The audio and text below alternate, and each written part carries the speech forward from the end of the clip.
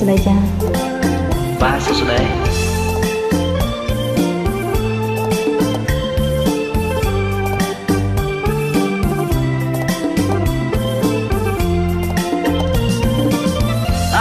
ស្អាតនឹងសុខមើរលងពលក៏រលងឆ្ងាញ់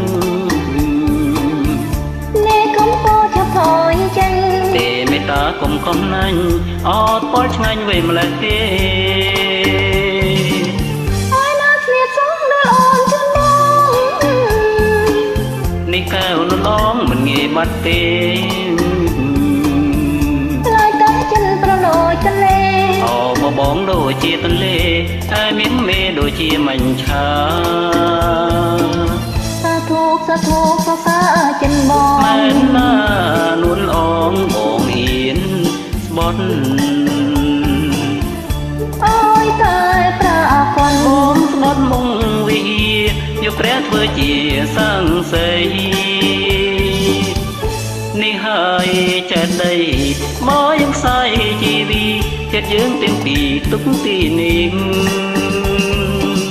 អូពេលណាស្រីគឺចាំខ្ញុំផង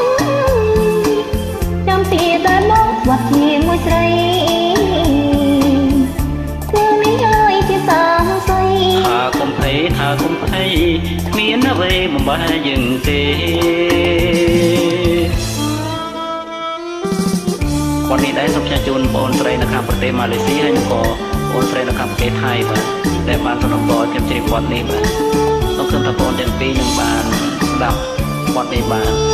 រួមមានទៅសូមមេត្តាជាស្នេហ៍ខន្តីពេកផងបាទ